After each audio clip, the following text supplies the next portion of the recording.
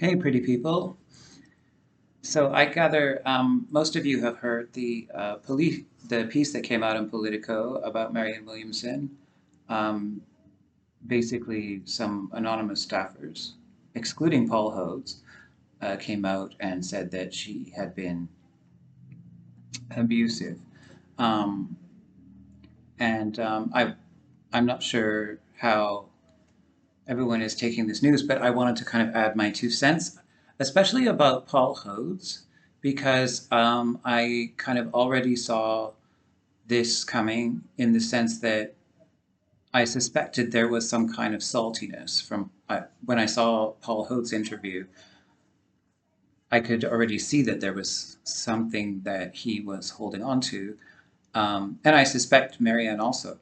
Now, one of the things that I noticed about her last run was that I thought that the management of her campaign, to my eye, as someone who was like a volunteer, was unsatisfactory. I thought that I noticed that there were a lot of invitations extended to Marianne from various news outlets, which I think that some of the campaign staff, and I'm not accusing Paul Hodes directly, but I think that some of the content and some of the invitations were being filtered that were extended toward Marianne. And I think that ideally, the candidate should make those decisions themselves. And I also think that if there was a disagreement, that was probably what it was about.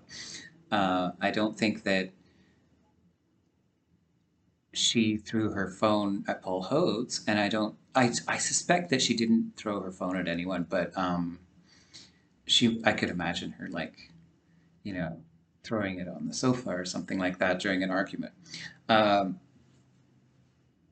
Now, what else did I want to say? Yes, this. I want people to be realistic about the smears.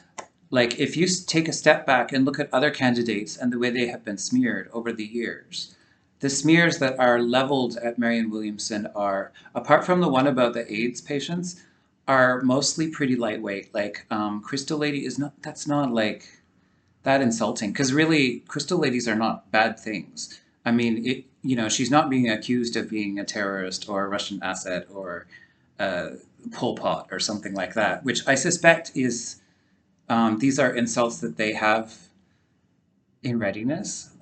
If you consider that some of her ideas are socialist, and they're going to use everything to insult her ultimately, and she's decided to do this anyway. So I think that as her supporters, we kind of have to also be thick-skinned about that. Now, um, the other thing that I wanted to reference is the coronation of Queen Maud, which was something that happened in the 12th century, I want to say. This is the beginning of the War of the Roses in England. And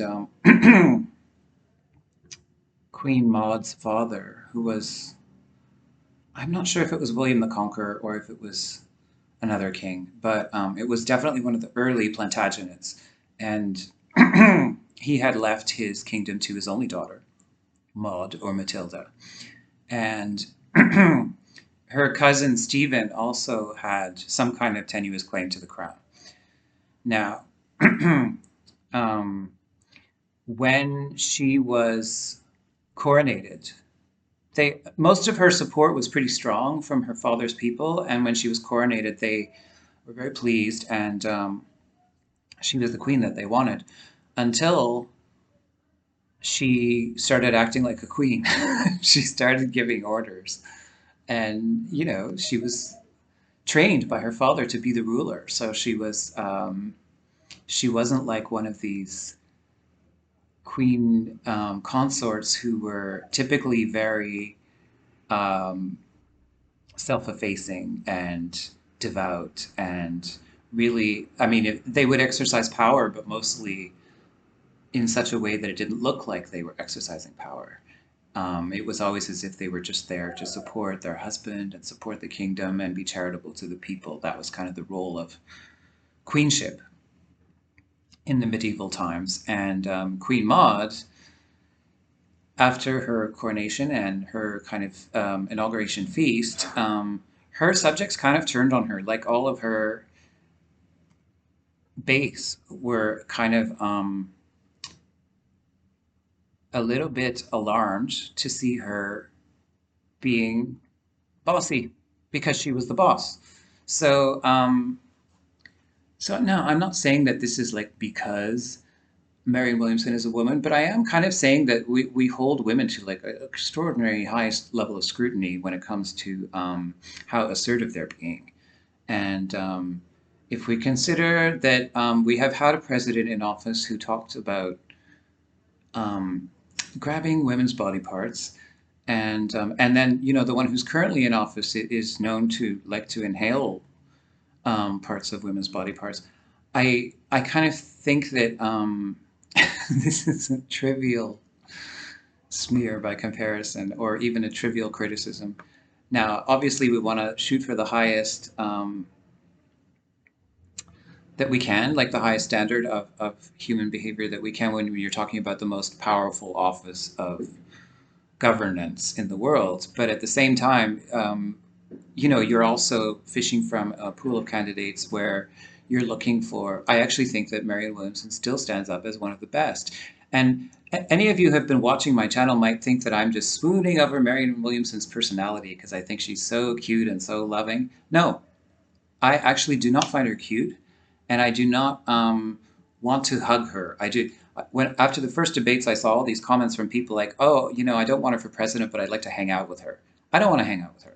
She's going to talk politics the whole time, and religion.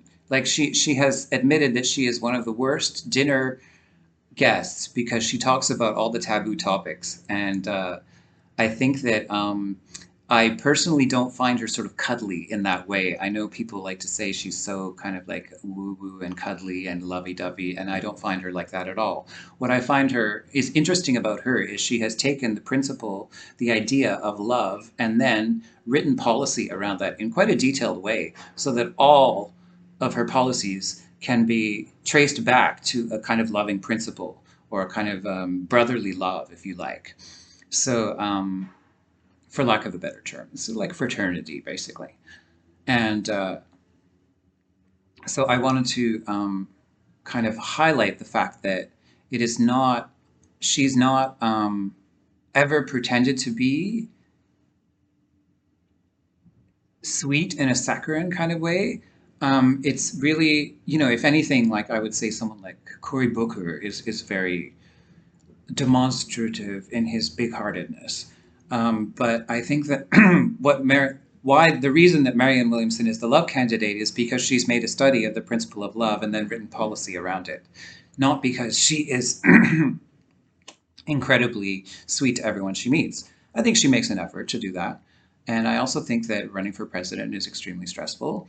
Um, and I think that I suspect that it would be out of character for her to yell at people who were crying. I kind of think that that didn't happen. It's just my opinion, though, because I was not there and I don't have any insider information about any of these stories.